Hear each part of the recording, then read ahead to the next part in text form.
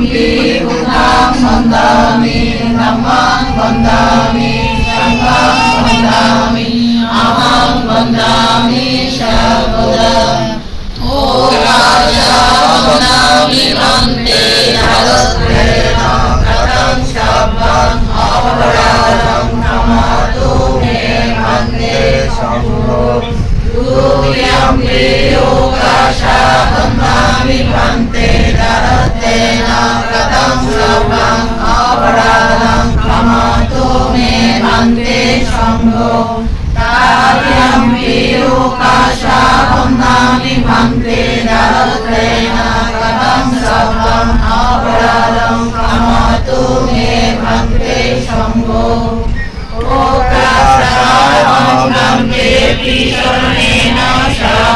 पञ्चशीलं धम्मं याचामि अनुमतं दत्त्वा शिरं वेदामि भन्ते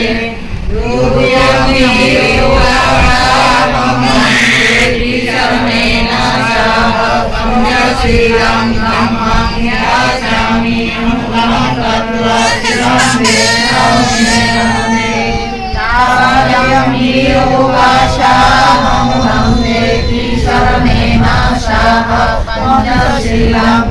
भन्ते কিনৰ কাৰণে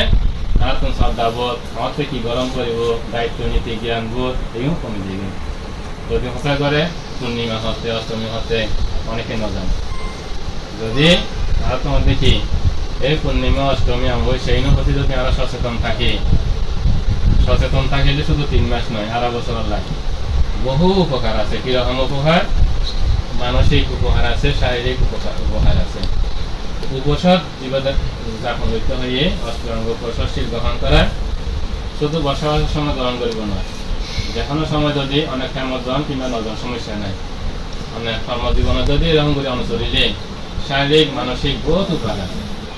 উপসদ রাখি তো কথা দীর্ঘিত করছি না এখানে প্রদান করেছেন এবং আপনাদের সুন্দর আয়োজন জ্ঞাতি মিত্ররা সকলে উপস্থিত হয়েছেন আমরা অত্যন্ত আনন্দিত এই পরিবারের সদস্যবৃন্দ কন্যা সন্তানের সন্ততি পুত্রবধূ নাতি নাতনিগণ সকলে যে শ্রদ্ধা চেতনা রয়েছে দান চেতনা রয়েছে শীল চেতনা রয়েছে ভাবনা চেতনা রয়েছে এটাকে যেন আরো বেশি উর্বর করা যায় কৃতজ্ঞ মনোচেতনার মধ্য দিয়ে